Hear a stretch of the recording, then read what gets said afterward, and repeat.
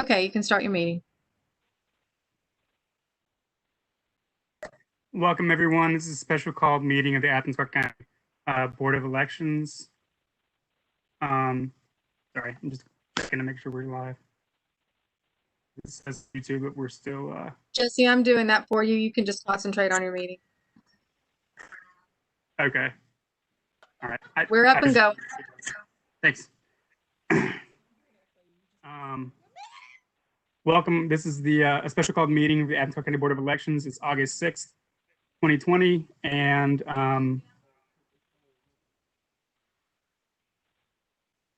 the first item on the agenda is to read the board member's oath of office. I can do that, or a member of the board can do that. Go ahead, Jesse. All right. It says, I do swear or affirm that I will, as a member of the Board of Elections, duly attend all ensuing primaries and elections during the continuance thereof, that I will, to the best of my ability, prevent any fraud, deceit, or abuse in carrying on the same, that I will make a true and perfect return of such primaries and elections, and that I will at all times truly, impartially, and faithfully perform my duties in accordance with Georgia laws to the best of my judgment and ability. The next item on the agenda would be should probably be to adopt the agenda. So members would look at that.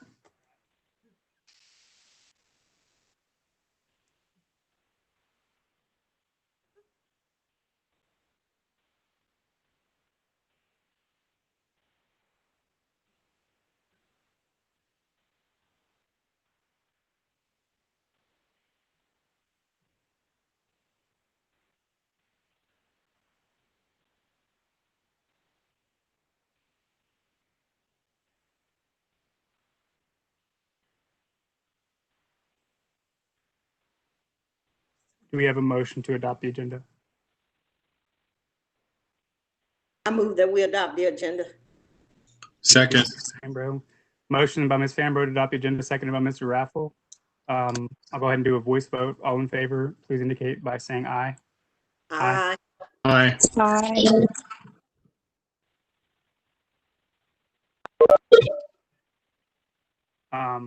Anyone opposed, please indicate by saying no. Sorry, I was waiting for a member to vote. And then anybody that's abstaining, go ahead and indicate that they're abstaining. All right, I believe it's a unanimous vote. Mr. Napper, did I hear your voice? Yes. Thank you. All right, so it's unanimously adopted. Next item on the agenda is public comment. And it looks like we have one public comment that was just submitted right before the meeting at 3:52. It says, dear members of the ACC Board of Elections, thank you so much for voting in July to send applications for absentee ballots to all ACC registered voters for the November election. As I understand, the Board of Elections must wait for the ACC Commission. Excuse me. Maybe it's me, but I hear a lot of static. I hear a lot of background noise. I'm not trying to strain like that today. Y'all don't know what I've been through.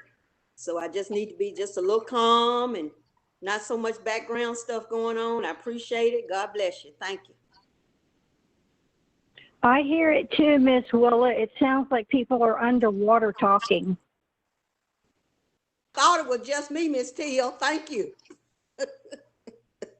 How is this right now? No, you're not any crazier than I am, Miss Willa.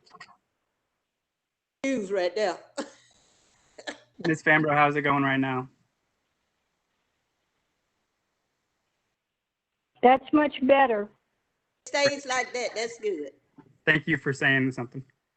All right, I'll start over. Dear members of the ACC Board of Elections, thank you so much for voting in July to send applications for absentee ballots to all ACC registered voters for the November election. As I understand, Board of Elections must wait for the ACC Commission to vote to pay for the printing and mailing of the applications. I hope you're updated. Today's meeting gives we, the voters in Athens-Clarke, good news that the request is funded by our commission. You're all hardworking, dedicated citizens, and the staff of the department all work to make our elections accurate. Thank you for your diligence. We need you in 2020. Sincerely, Jacqueline Elsner. So that's the one email that I got for today for public comment. Is there any, I'll ask staff, Director Sosby, was there any other public comment submitted to the office or anything like that? We didn't have any. Okay. So we'll move forward to item C on the agenda, which is to select vote review panel board representative for August 11th, 2020 runoff election. Director Sosby, would you talk about what kind of commitment this is going to be for that person?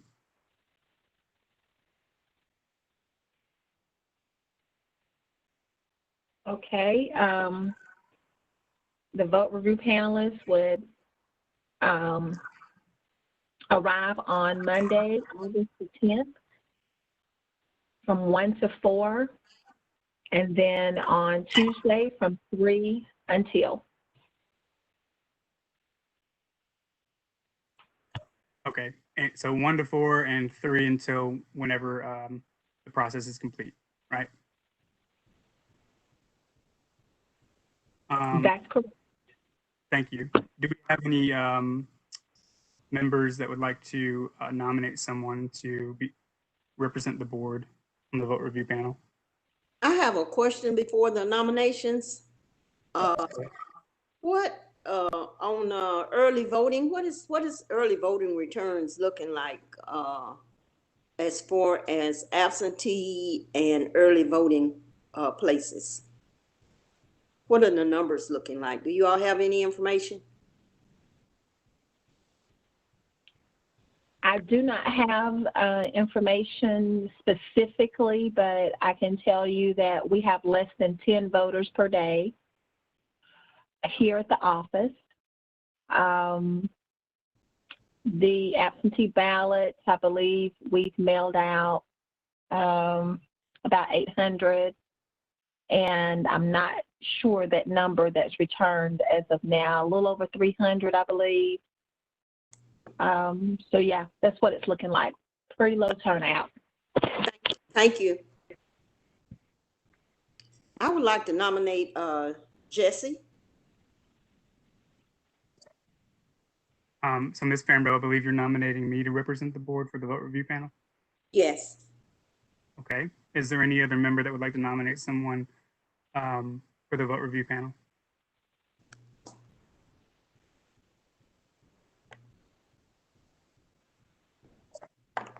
Seeing or hearing no other nominations, we can call for a vote, I guess, on this.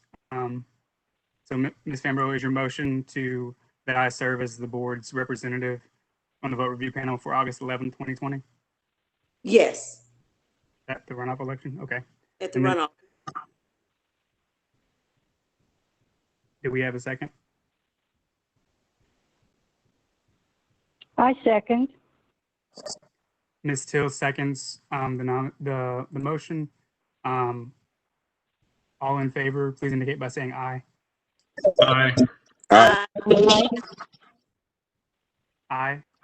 Any opposed? The abstentions indicate now. All right, it's unanimous. Go ahead and represent the board for this vote review panel on the August 11, 2020 runoff election. And I'll get with staff about, well, Director Sosby, are you going to send out an email about, or somebody going to send out an email about details? The details have already been sent to our panelists. We'll just forward you what we sent. Thank you very much. The next item is adjudication software settings. And that's referring to the adjudication software settings that were utilized back in July, on July 9th for that election, but also like looking at what this board would prefer for the August 11th runoff election. And I emailed Director Sosby on the, it's like the, well, earlier in July, and asking about what the settings were in July. And I believe, Director Sosby, you can correct me if I'm wrong, but these were overvote, blank ballot, ambiguous mark, and write-in. Those are the things, the criteria for filtering out ballots and having them kicked back for adjudication for the vote review panel. And then there were 3 other options that we didn't use. We went with the conditions that were recommended during the state training session, but those other 3 options were blank contest, undervote, and write-ins for qualified people.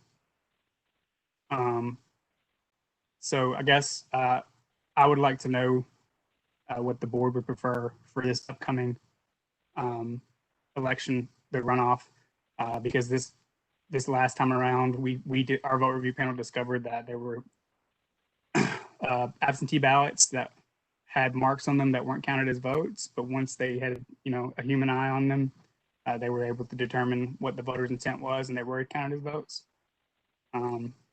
Jesse, I don't want to interrupt you, but if I may,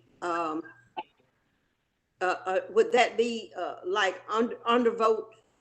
The one you named is the undervote. Is that's what it would capture, those that it didn't in the last election? It's my understanding that if we included the settings for blank contest and undervote, then that would allow us to capture things that weren't captured in a previous election, as far as recommending those ballots or those contests for adjudication.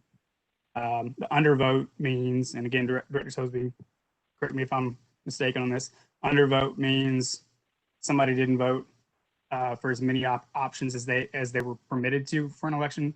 And given that we don't do ranked choice voting here in Georgia, that means that somebody didn't vote, or the machine didn't catch or recognize somebody's mark as a vote on an election. So it's basically like it was a blank contest. And then so blank contest and undervote would both be getting at the same thing, basically, or similar things. And it would allow us to, our vote review panel, to see any contest, to adjudicate any contest that was either blank or the machine counted the mark as ambiguous, or sorry, didn't count the mark as ambiguous because it was less than 12% coverage in the bubble. That would allow us to do that. Basically, it'd give our vote review panel more opportunities to see those ballots. Mr. Chairman. Mr. Nepper, go ahead. I just want to know if we have to get permission to make adjustments for this before we do that, or can we do it on our own? That's a great question. I'll refer to Ms. Hines here, our legal representation. Go ahead, Ms. Hines. Thank you, Chairman. So I think the answer is that we don't have the legal authority to do that. You may remember that Attorney Drake spoke about this during the last election, that last meeting, to certify the results. But the issue, and there are a number of issues, but first what I'll say is that the legislature has looked into this, or at least is presumed to have contemplated what kind of votes they wanted to make sure they count. And there's a legal definition for what a vote is. And when they crafted these statutes, for whatever reason, they specifically wanted a recount to occur, or for a ballot to be looked at when there's an overvote. They could have set something for an undervote, and they didn't. And in statutory interpretation, the way we would look at that is that the legislature was aware that that was a possibility and deliberately chose not to include it. Therefore, us doing that, or us changing the 12%. So for example, one of the things that was talked about is, well, could we lower it to 10%? Even though the Dominion software could certainly do that, the problem is that the state legislature and the state board of elections has decided that it will be 12%. And so if we do anything locally to change that, we absolutely face, I think, a serious risk of litigation, because essentially what we're doing at that point is violating the equal protection laws guaranteed to individuals by the Georgia Constitution and the US Constitution. The fundamental aspect of that is that you're going to treat individuals the same. And so if Athens-Clarke County is counting votes in a way that is different from the rest of the state, and we are a uniform voting state, then we are not equally enforcing and implying the laws here in Athens, because we need to be part of that uniform system. So my advice, and the advice of my office, and I've talked to Attorney Drake, unfortunately he couldn't be here, is that you don't make any changes to the system, because the way that it is shipped to you with all of those settings and all the equipment that it comes with is how it is meant to be used, and that is what is outlined by the state legislature for us to use. Thank you, Ms. Hines. Sorry, Ms. Farmer, just a moment. Ms. Till, did you have a question or a statement as well? Thank you, Mr. Chairman. That was my question as to the legality of us not treating every county in Georgia the same with their vote. Thank you. Thank you. Ms. Famber, go ahead. Your mic is muted.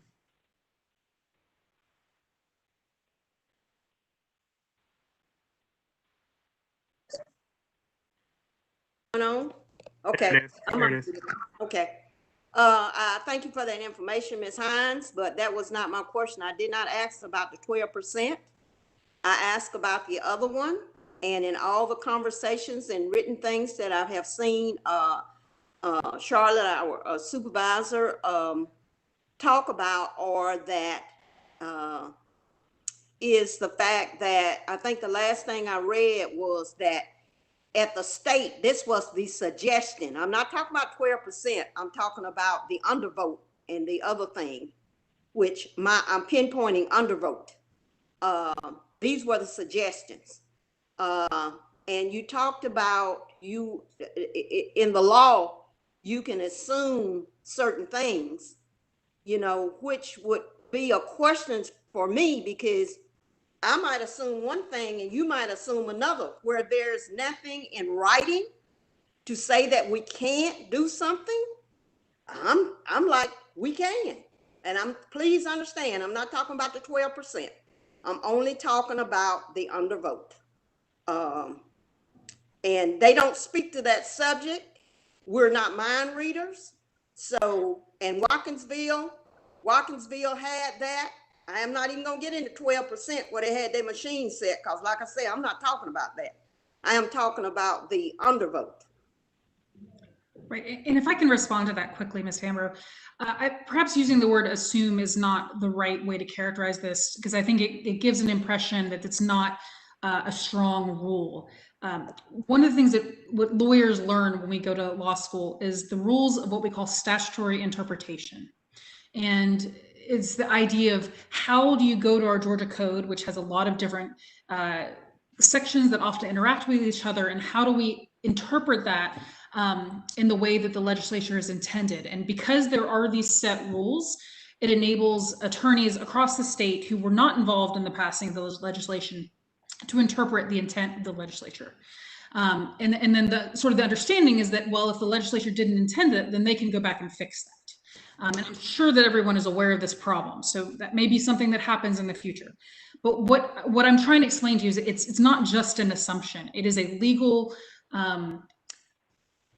rule, essentially, that if the legislature doesn't speak to something when they had the opportunity to do so, we presume that they intended not to do that, and therefore we are not allowed to count undervotes, only overvotes. And that is something that I confirmed when I talked to the Secretary of State's office. Okay, I'm that Thomas. So if you could show me, if you can show me in writing what you just spoke on about where it's written that you all, that these other rules are ready, not specifically what we're talking about, but the pre-rule that gives you all the understanding that this is what they meant. Where can you take me to show me that? You mean as far as the rule of statutory construction that I was talking about? Yes, ma'am. Sure. I'd have to look it up really quickly. I don't have it right on hand, but I mean, there's all sorts of case law that cites to that presumption. I think a quick Google search of statutory interpretation rules would have it. If you'll give me a few minutes, I'll try to get you something. Thank you. Ms. Hines, do you mind if I ask a question? Of course. So when we last met, back in June, like when we were there to certify the election, we were told, I believe you told us that you conferred with the Secretary of State's office previously, and they had indicated that we weren't able to like giving you the impression that we weren't able to change these settings. However, then they subsequently backed off that and said that that's not necessarily the case. And then also when we were in that meeting, Coney County right next door had done that, had changed the not the 12%, clearly, but the parameters for kicking ballots back for adjudication to the vote review panel. So has something changed between then and now? Because I was under everything that I've read and spoken to people about and like followed up with, it seems that we do have the capability legally and technologically to select these criteria. And as indicated in Director Sosby's email, these were recommendations from the state, these defaults, these 4 that we use, but that's not necessarily what's required by law. These were recommendations. All I can speak to the fact is that there's no statutory authority that I'm aware of that gives us the ability to count undervotes. Like I said, there's specifically a statute on overvotes, not on that. I do agree that when we last talked to the Secretary of State's office that they were very firm when I first talked to them. They backed off a little bit after Oconee moved forward with their decision. I will say that at no point did they say that what Oconee did was okay or that they authorized that. So it's hard to say moving forward. I can certainly tell you, though, that you open yourself up to a challenge when we're talking about the fact that someone's vote here could be counted when it does not meet the same requirements to be counted in other counties across the state. I will also say that I know that Judge Drake mentioned that he and/or Charlotte, I'm not sure if maybe both of them, have reached out to the Secretary of State's office for guidance on this. I understand that guidance is going to be forthcoming, but we don't know when it will be made available to us. So, I think my advice would be to wait until we get guidance from the state as to how you want to move forward with this. Thank you. Director Sosby, would you like to speak to this? I just wanted to mention that the recommendations that you spoke of the criteria that we use, they weren't specifically like recommendations. It was what we were trained to use as settings for the adjudication process or for that process. Okay, so I think you're clarifying what you said in the email, which was recommended during state training session. You meant this is what you were shown how to use during state training session. That's correct, but we didn't use those that were not recommended or not that we were not trained to do, which were the 3 that I said that we didn't use. Okay, and Ms. Hines, you're saying that there's more advice forthcoming on this from the state, and advice. Your current recommendation is that we wait to make a decision about this until we have received further advice from the state. That's correct, because I think there's just a strong argument that we would be violating the Equal Protection Clause by proceeding with different ways of counting the votes than what's done across the state, because we are a uniform voting state. I mean, as you remember, Attorney Drake spoke, I think, very strongly about the fact that this is a Secretary of State problem. This is a statewide problem, that it's known, and we expect the Secretary of State to give us some guidance on how to address this issue, because it is a problem. We just don't think that we have the independent authority to do that. Ms. Fambro.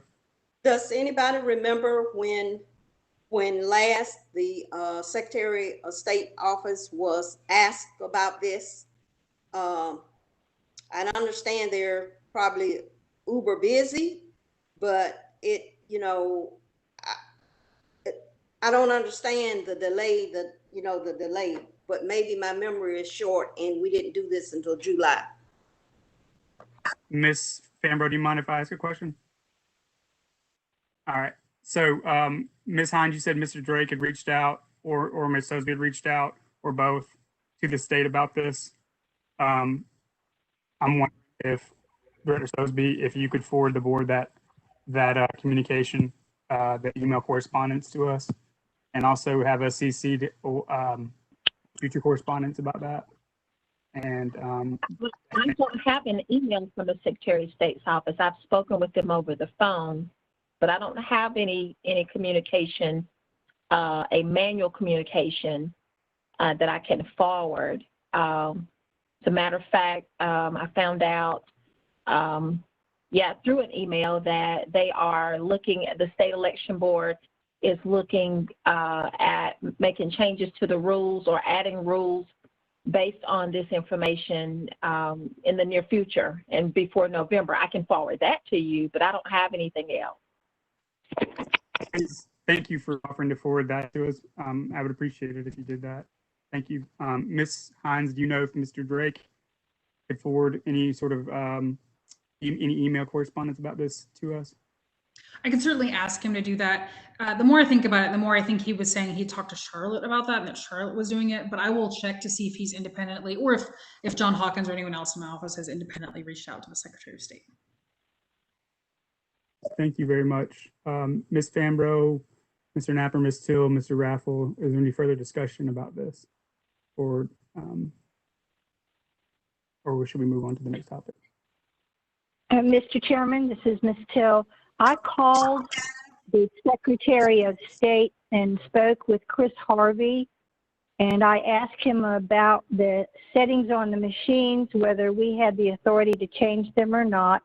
And he told me the exactly same thing that Ms. Hines is saying and that Director Sosby is saying, is that as far as he understands, we do not have the authority to change Clarke County settings from what should be the same thing that everybody in every county in Georgia uses, that it would be illegal, and that there is legal language that's being crafted that would give us further guidance on this.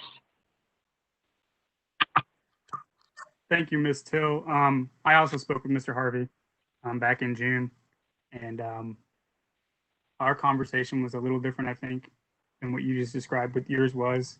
I don't want to quote him on anything because ultimately, in the end, it was seek legal advice from counsel. Basically, we talked through statutes and stuff, but yeah, I think that, like Ms. Hines said, it might be best that we get directives or guidance specifically from the Secretary of State's office in writing before we make a decision on this. Is that suitable to you, Ms. Fambro? Absolutely. You know, I love paper and pencil. Mr. Napper, Mr. Raffle, stay on that, so should we move on? I think that's a great idea. I agree. Let's move forward. All righty. Thank you, Ms. Hines and Director Sosby for helping us out with that. The next item on our agenda is an update regarding mailing absentee ballot applications to all registered voters in Clarke County for the November 3rd, 2020 general election. Back in early July, this board voted to send the ballot application to all registered voters in Clarke County. And we also, in that motion, included a request.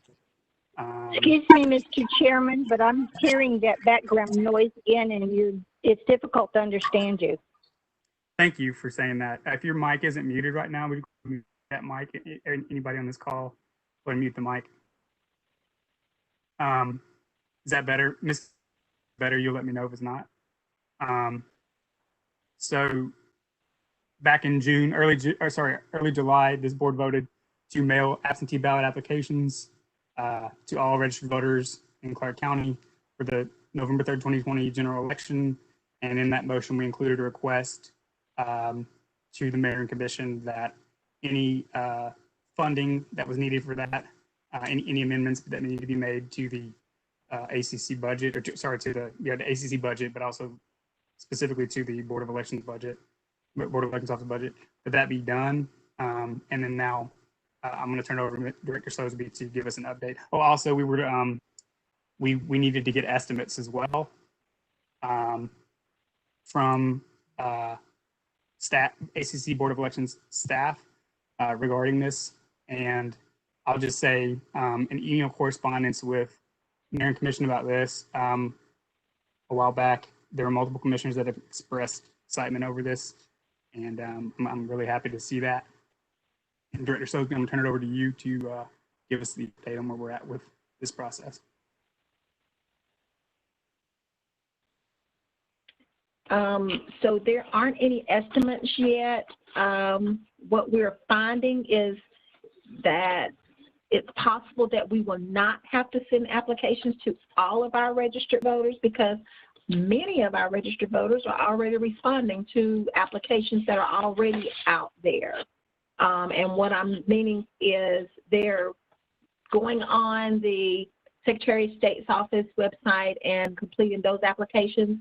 I'm receiving at least 30 to 40 emails a day from those requests as well. We're receiving about 75 or more applications in the mail each day. So voters are responding to the promotion of voting by absentee already.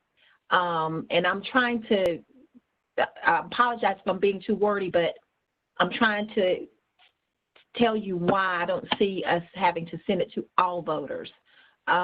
There's about 7,000 that are on our rollover list, and those are voters who have expressed absentee ballots in the past elections and who may have been 65 or older or disabled, who will automatically receive an absentee ballot.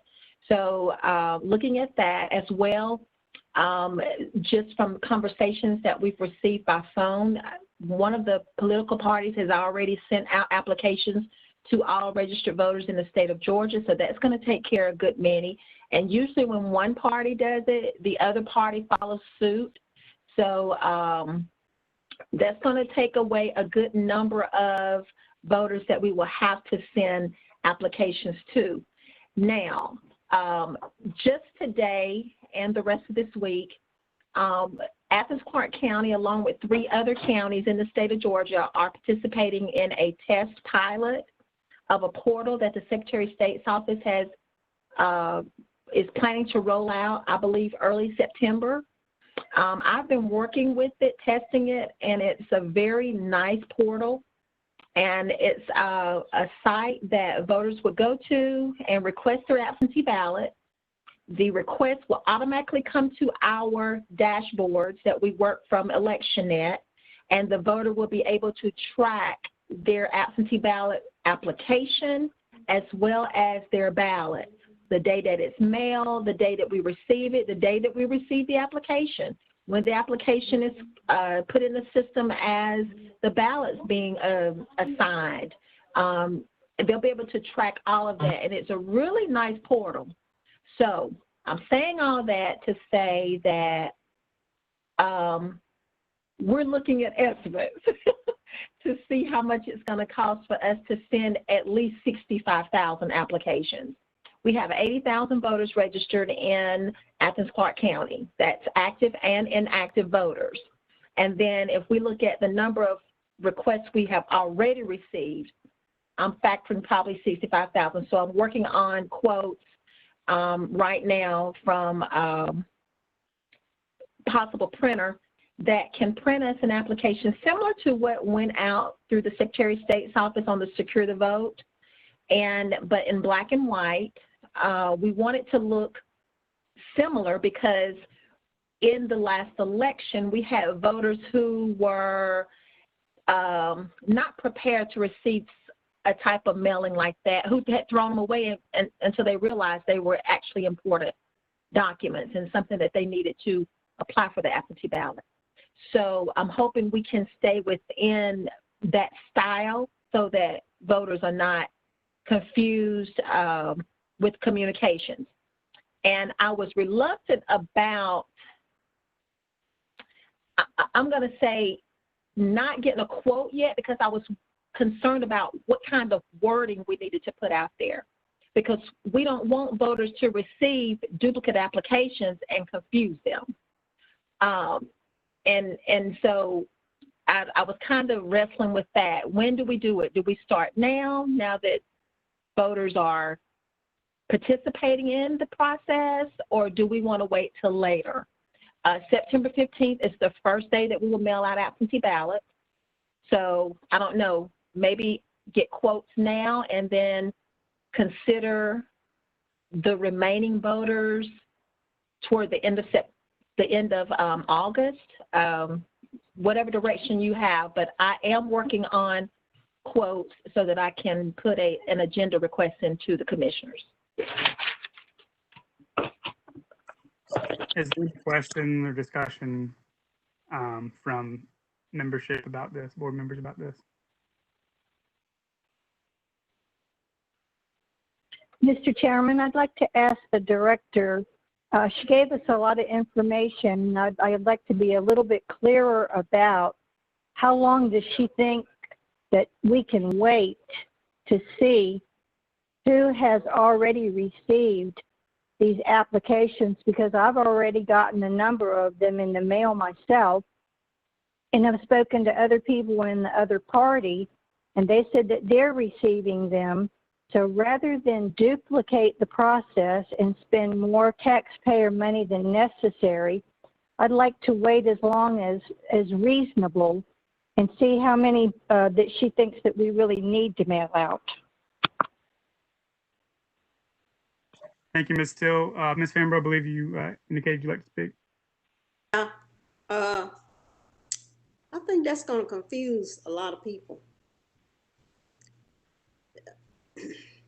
You know, old people don't do well when you inundate them with something.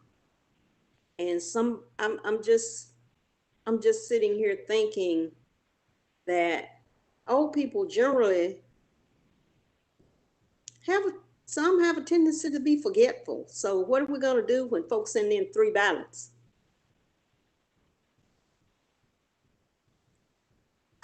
Ms. Fambro, could you clarify what you mean by sending in 3 ballots? I mean, if we're rolling out and people are receiving, people are going to be receiving the absentee ballots or the application for absentee ballots,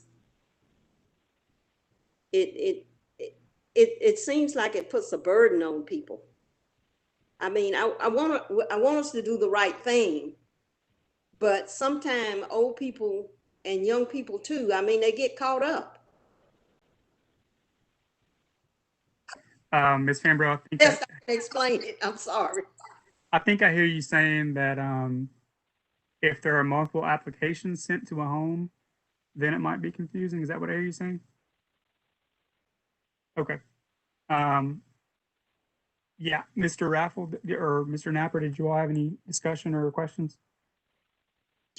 I thought it was the understanding at the last meeting that we would have bids by, I believe it was July 23rd. There was some email correspondence about that. And I also understood that our motion we passed was pretty specific on what that mailing would entail, the scope of work for that. All registered voters, black and white, simple document. So I'm just a little confused why it's August 6th and we don't have a bid yet. Director Sosby, would you like to speak to that? Well, first of all, I took a week off, and I think I deserve that. I took a week off, and I think everybody should understand that. You know, people need time during election time. But, you don't have a quote yet because it does take a while to get a quote, number one. Number two, because I knew that this new system was rolling out and was watching all of the applications that were coming in, I still didn't know specifically how much I needed to get a quote for. But like I said, based on the interest of our voters, a lot are already taking interest in the process. So me getting a quote for 80,000 applications 2 weeks ago will make a big difference in me getting a quote now for 65,000. So I want that to just be known that there's going to be a big difference in the price had I gotten it 2 weeks ago versus now. Or what, not even 2 weeks ago, the 23rd, that was 13 days ago. Yeah, almost 2 weeks. So, yeah, so that's why you didn't get a quote on the 23rd. Okay. And I think I said August, but August the 14th or 18th or something like that. But yeah, that's why. I just know that the mayor and commission is waiting on this information so that they can make a decision on funding this endeavor. And they only meet so often and we only meet so often that just further delays the process and the opportunity for our voters to submit an application. And yes, they are aware of it. The commissioners are aware of it, and well, the commissioners, some of the commissioners reached out to myself directly for information. So it's our understanding that they are still waiting for information from us before they can make a decision. Say that also spoken with commissioners, and they've expressed that they're waiting for us on that estimate as well. I'm taking care of it. Thank you. Let me ask one question, please. Go ahead, sir. The Republican committee and the Democratic committee, well, I know the Republicans are, because Ms. Till has said that they are sending out the applications to folks throughout the state. Mr. Raffle, are the Democrats doing that also? I'm not sure what the plan is, but I have a exec meeting in 15 minutes with them, so I could probably report back next meeting. Good. Yeah. If they're doing it and the Republicans are doing it, we don't need to send out 65,000, which would duplicate. Yeah, I do hear what you're saying, but that's why we made that motion and took that vote a few weeks ago. See, as time goes by, things fall off, opportunities happen, and then all of a sudden it's November 3rd. That's why I'm concerned with getting an answer. I'll also say getting 100 applications in. I'm sorry, Director Sosby, I can't hear you. Okay, I was going to say we're getting at least 100 applications in a day. I don't believe it's going to fall off. And please do know that this is in my forefront as a priority. I mean, we do have other things that we're working on, but that is a priority that I have put as, I mean, it's a conversation every day, to be honest. I've been in communication with the city manager's office about this matter. We've been talking about it here in the office. Our purchasing department is aware of it. So it's not something that's going to fall off. November election is not going to fall off of anybody's radar this year, I'm sure. Thank you, Director Sosby. I'll just say this. I'm personally not a part of any political party, and I don't think that it would be wise of this body to rely upon political parties to send out these absentee ballot applications. I think that if we want to guarantee that all voters in our community are receiving these absentee ballot applications that it is up to us to ensure that it's done. Director Sosby, are you've spoken multiple times today about people applying daily here in Clarke County for absentee ballots for the November 3rd election.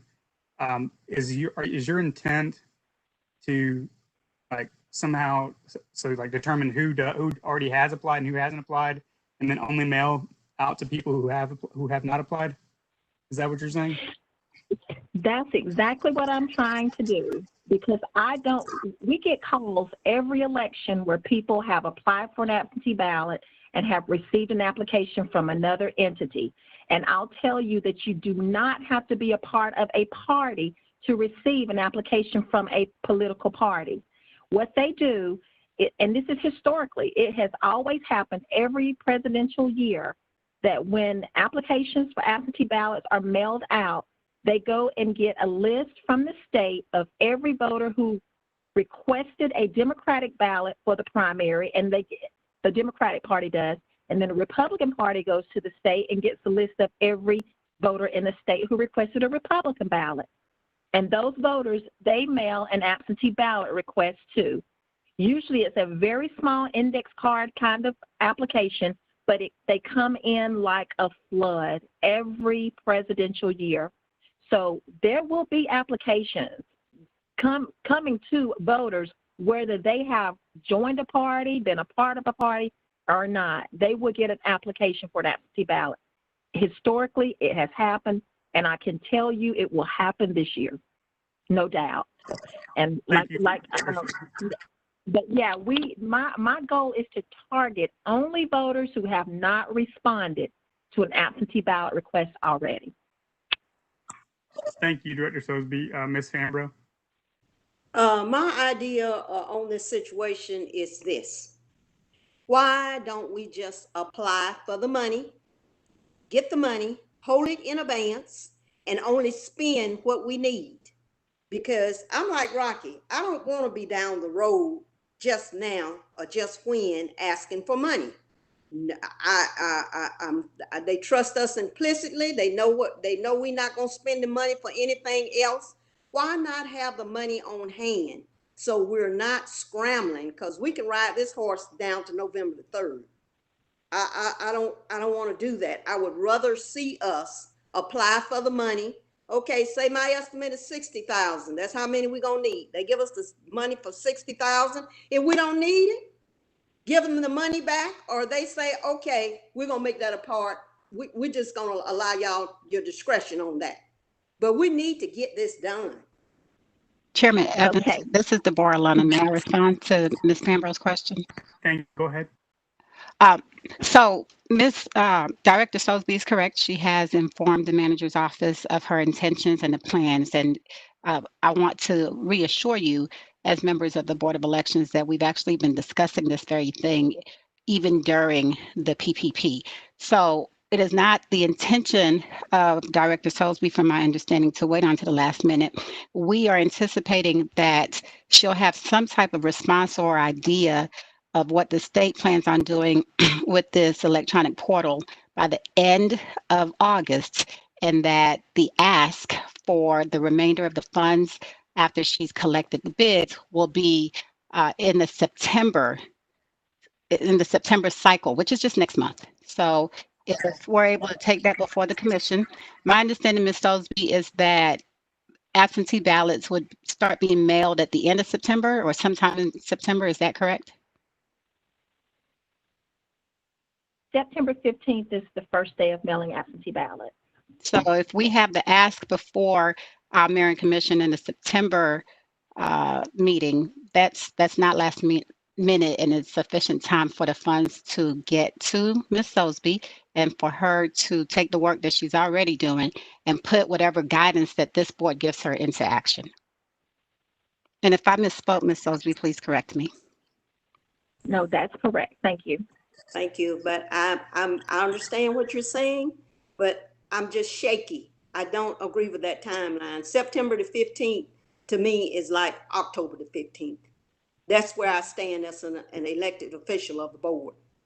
Because my thing is, we need to spring into action. We shouldn't be asking anybody for anything at the end of September. We should be in a go mood, not having to ask anybody for anything unless it's something that we just didn't know that was going to come up or that was going to happen. I mean, that's where I stand as a board member. So just to clarify, Assistant Manager Lennon, in order to get the item on the agenda for the September Mayor and Commission meeting, we would need that estimate prior to the end of August, wouldn't we? So that the Mayor and Commission can discuss that at their agenda setting meeting?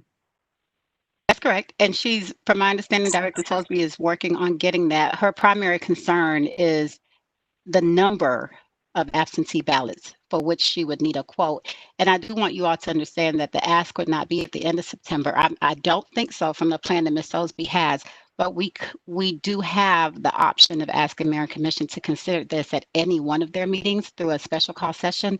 It's not something that they prefer, but this is a priority for our Mayor and Commission. And again, Director Salisbury has informed us of what the state's plan or intention is, in addition to ballots being mailed by various parties. But Ms. Fambro, the goal is not to wait until the end of September to even ask for the funds. And lastly, I think, Ms. Salisbury, correct me if I'm wrong, that is it the state in its entirety that plans on mailing out absentee actual ballots starting in September, or is that Athens-Clarke County? Athens-Clarke County. Okay. Mr. Raffle? Yeah, so it's my understanding that there was already direction given. The direction on the motion that passed 4-1 last time was all registered voters.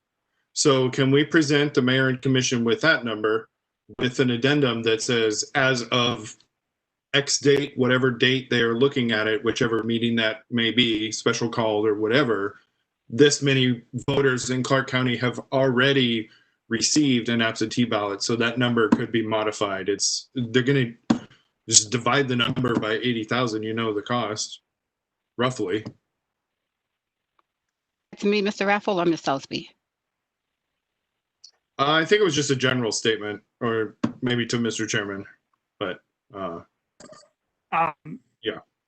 I am of the mindset that, so I'm concerned that when we're trying to decide who to send absentee ballot applications to and who not to, what I don't want to happen is we somehow don't send an absentee ballot application to a registered voter who hasn't applied for an absentee ballot application yet. I also am really weary about waiting too long on this. It's already been over a month since we made this decision, and we've got September, October, and then the election's here November 3rd.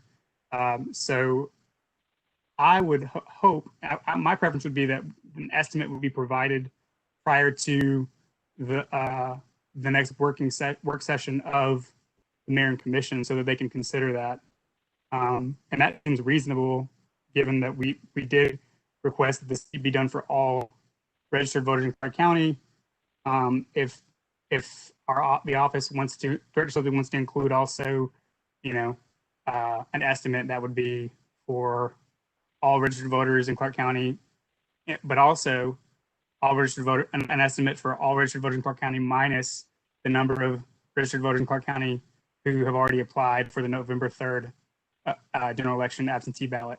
I think that it would be fine to present those options to the Mayor and Commission, both of those options, but they need to be done sooner rather than later.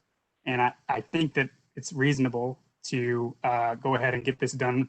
They're going to be meeting, I believe it's the third Tuesday of this month. So if they could have that prior to then, I think that would be best. And I'll go back to Mr. Raffle.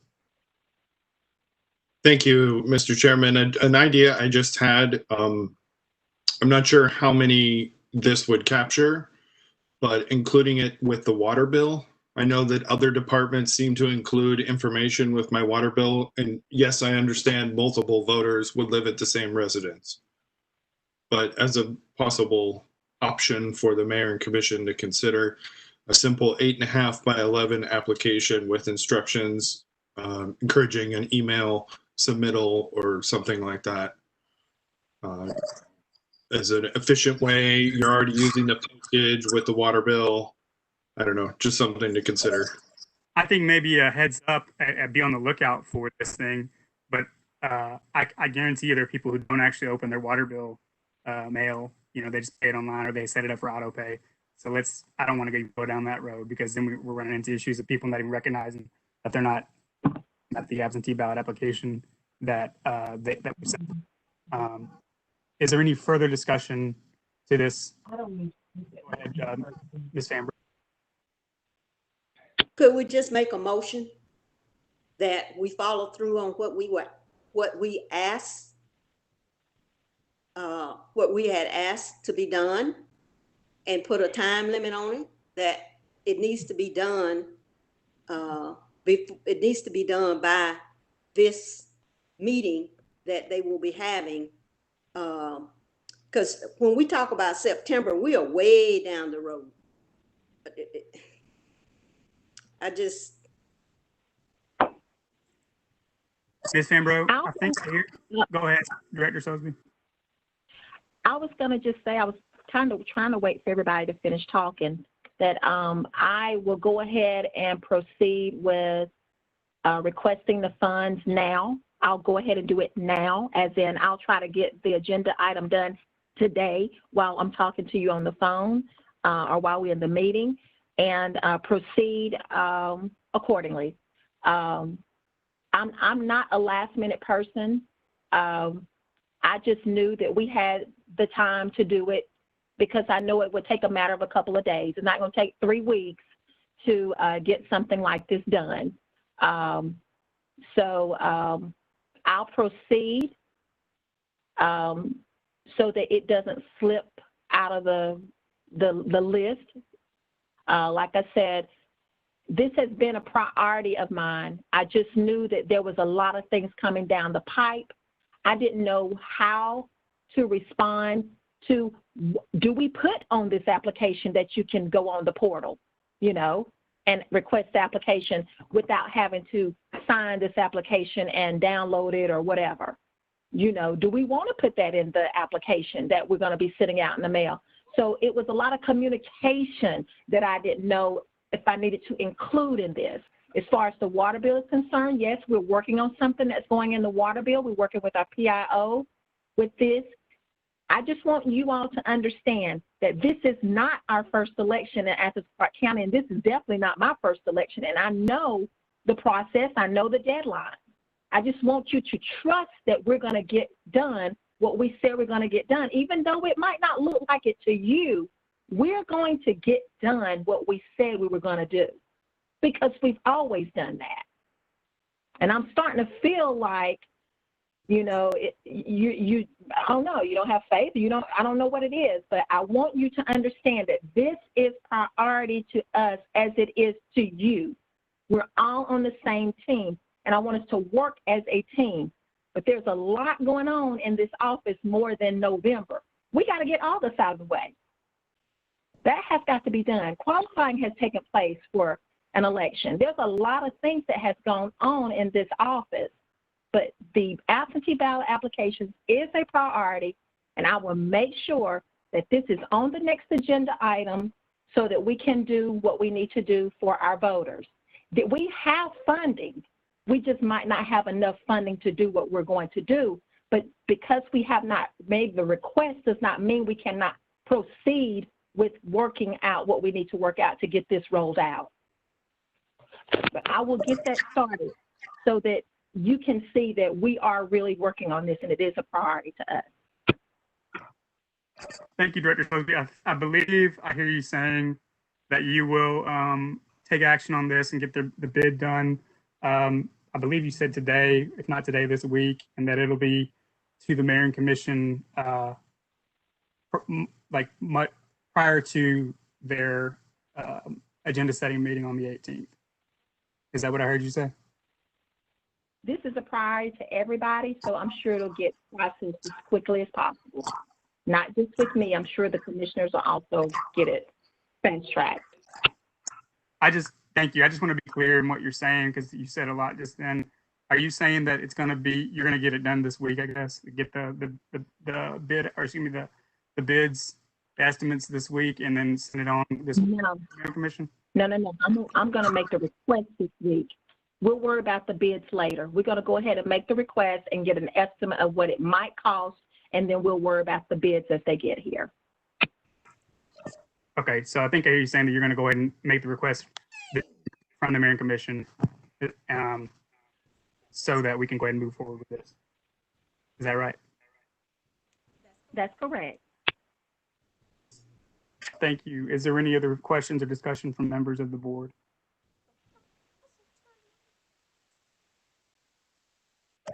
Seeing none, there is no other item on the agenda. We're at the point where we would be adjourning. Do we have a motion for, oh, let me back up. Usually at this point, we talk about next meeting. And I believe that our next meeting is going to be August 11th at 5 p.m. Director Sosby, is that correct? Yes, I'm told that it's in person at the facility, same room we were in the last time. So 2555 Lexington Road at 5 p.m. on August 11th. And it'll be just about, we're going to be discussing election day proceedings. Is there any other discussions or statements or questions before there's a motion to adjourn? All right, do we have a motion to adjourn? So moved. Thank you, Mr. Rappel. Do we have a second? Thank you, Ms. Fambro. We have a motion and a second to adjourn. All in favor, please indicate by saying aye. Aye. Aye. All right, and anyone opposed, please indicate by saying aye. And any abstentions, indicate now. All right, it's unanimous. We are adjourned. Thank you all so much, and I'll see you guys on the 11th.